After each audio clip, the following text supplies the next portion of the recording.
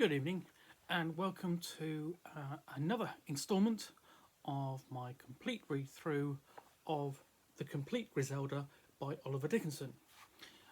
This is story number 14, called Holding the Baby, which originally appeared in Green Slime number 1 in 1988 and Tales of the Reaching Moon issue 4 in 1990.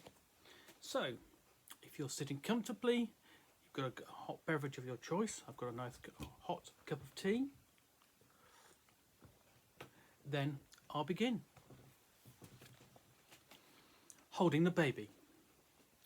Personally, I have great admiration for healers, though I hope and trust that I will never need their professional services. I admire them because they devote their lives to tending the sick and the wounded, and wish them no one any harm, and live modestly and generally patient and polite with one and all. But they can also be very tedious on the subject of health. For to hear them tell it, half of what normal folks like to eat is bad for you. And so is more booze than will cover the bottom of a mug, and staying up after dark, and in fact just about anything that I and guys like me are fond of. Also, they have to take any chance they can get to put forward propositions which few people wish to hear, such as there is good in everyone, and all creatures deserve respect, and so forth.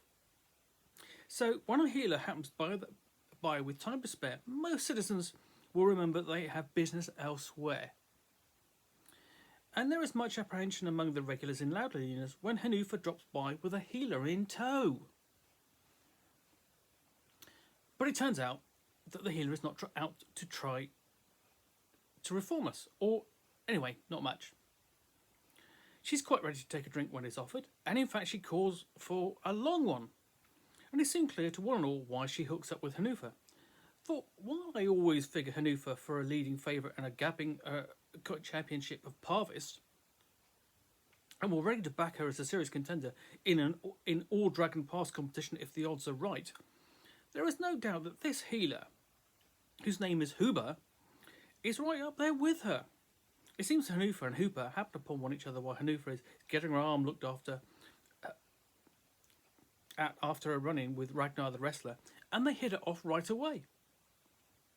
Furthermore, it seems that Huber never mixes with characters such as the regulars in Lalena's before,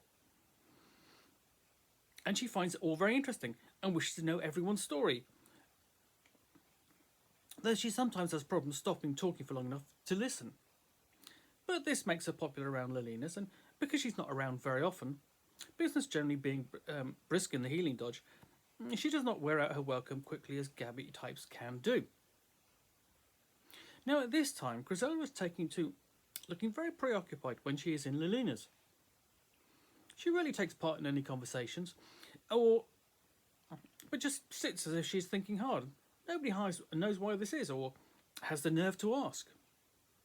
One day Huber happens by when she's there, and shows interest in finding out who she is. But when she finds that, she acts quite shocked. I'm never hearing this Griselda I'm hearing of here and there for such a sweet-faced girl, she says. She must be very happy inside to live the way she does. Why, she never shows it, says Hanufa, and I live in a similar way myself. No, my dear, Hanufa, says Huber, you lead an adventurous life. It is true, but I've yet to hear about you having dealings with trolls, or hang out with hard cases like Wolfhead and Snakefang, or kill people all over the place without turning a hair. It really is very sad. And she goes on in this way, although Hanufa is desperately trying to change the subject, until Griselda gets up and comes over to their table.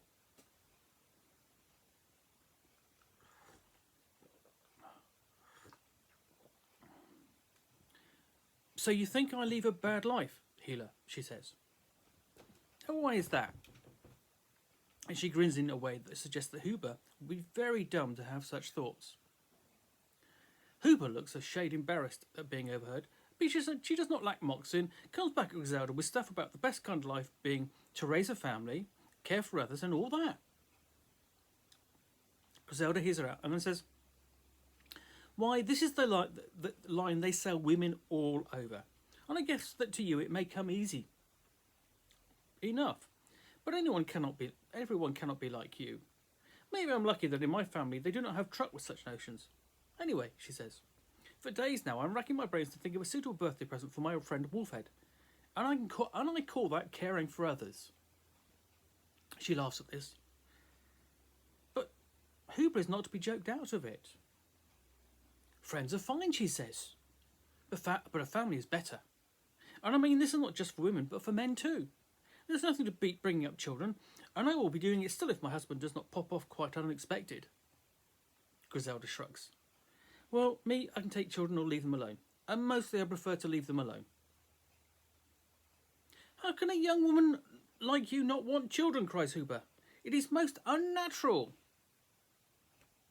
Unnatural or not, this is the way I feel, says Griselda, and off she goes.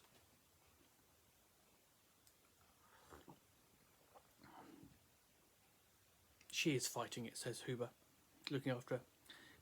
But she has little more to say, and shortly departs also. But she is back a few days later, and what does she have with her but a baby?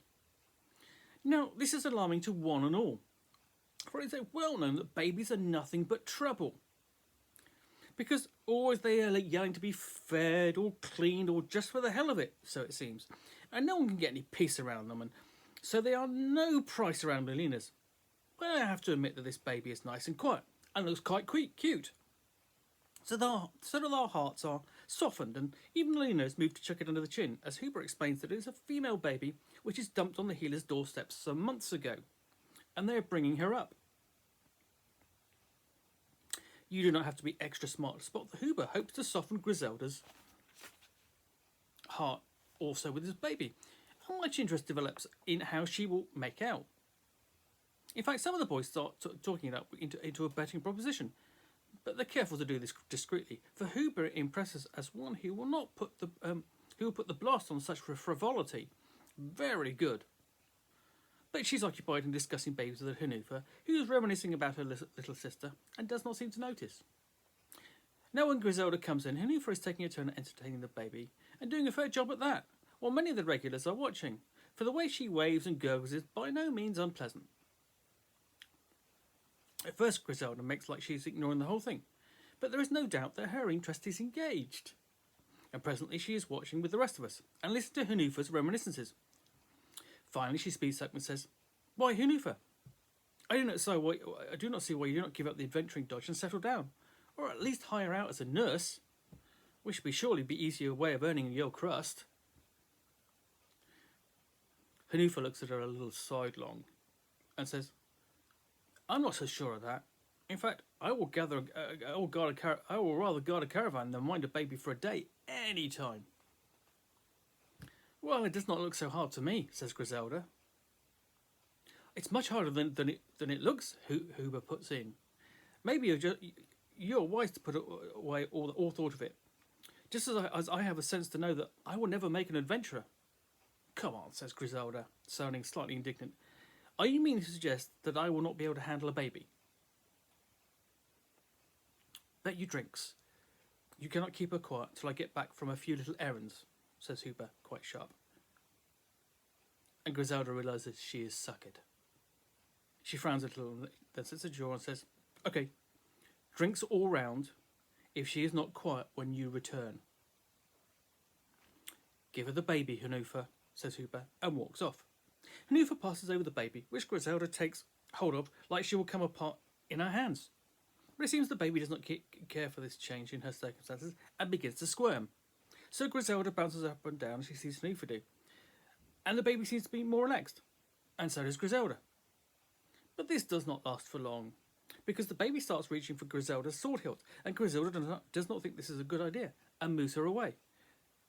The baby sets up a squall, and starts wriggling very determined, and in trying to keep hold of her, Griselda knocks over a drink into her lap. She jumps up very fast, which causes the baby to squall even more, and now Griselda is beginning to look a little desperate, which is something none of us ever expect to see. And it's very difficult not to burst out laughing at the expression on her face. Maybe she senses this. She holds the baby up to her face and says quite firmly, Listen, I wish you to be quiet, or maybe I will make you sorry you are ever born. But the baby is not impressed and continues to bawl. Hanufa says, "There's no way to do it, Griselda. Such a young thing will not be able to understand you. Why do you not rock her and sing?" Well, Griselda looks as if she will appreciate advice from any quarter, and starts rocking the baby so fast that her stomach must get upset, for she burps up a little something, and Griselda comes out with some more that the baby is too young to understand. She wipes off with the edge of her tunic and rocks her against Lola. The baby is still yelling, and Griselda cries, "What shall I sing, Hanny? I do not know any songs for babies." "Anything will do, if it is regular and not too fast," says Hanufa, who looks quite tickled to be giving Griselda advice. So Griselda rocks away and thinks some, and finally comes up with something in a native Sartrite. And I wish to say that while she may do all right in the chorus, as a soloist, she is strictly second rate. It appears that the baby thinks so too, for she keeps on wailing as if she's trying for a record, and Griselda looks more and more distracted. Then suddenly, as if a great idea dawns on her, and she sticks her finger in the baby's mouth. And this is a surefire winner. The baby quiets down and looks most contented, and Griselda too looks happy and gazes down at the baby as if she's a better sight than she sees for a long time. And she even starts talking to her the way you often hear dolls talking to babies, though what she has to say is not as dumb-sounding as some, and finally the baby goes off to sleep.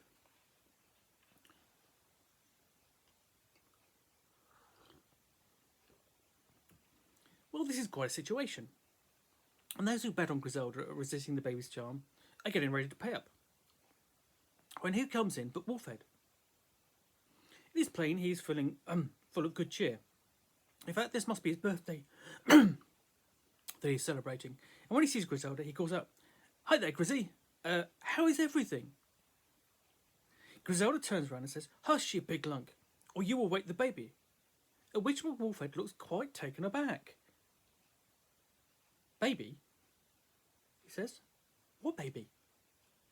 And looks closer. Then suddenly he gives a great laugh and claps his hands together. "I never expect to see this day," he cries. "Are you thinking of changing your career, Grizzy? Well, I certainly bet on you to keep babies in order." And he goes on with further stuff that he clearly finds very funny, about how maybe she will settle down, and who with, and he is laughing a lot, although Griselda is showing signs of irritation that will be evident to a 6-year-old, and no one else is laughing. Finally he wipes his eyes and says, "Well, if this is your birthday present to me, it is not a bad one. I get the best laugh I have in years." And just then Huber returns. "So you do," says Griselda quietly. She gets up, still holding the baby, which sleeps through all this. "I am happy to be giving you some pleasure, but in fact, as Huber here will tell you, babies are a great pleasure too, and they certainly give you a different view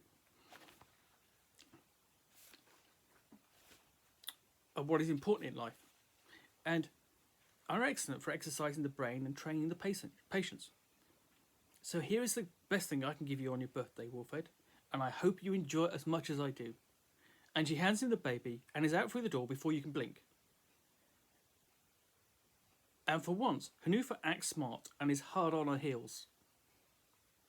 Wolfhead nearly drops the baby, which wakes up and lets out a bawl, causing others still present to start leaving, while Huber begins to instruct Wolfhead on how to hold a baby.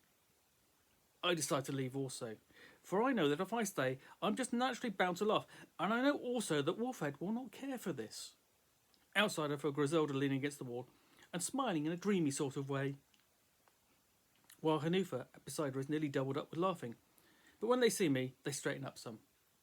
"Well," says Griselda, "I learned a new skill today. I now know something about quietly crying babies. I guess Wolfhead may learn too, if Huber keeps him at it.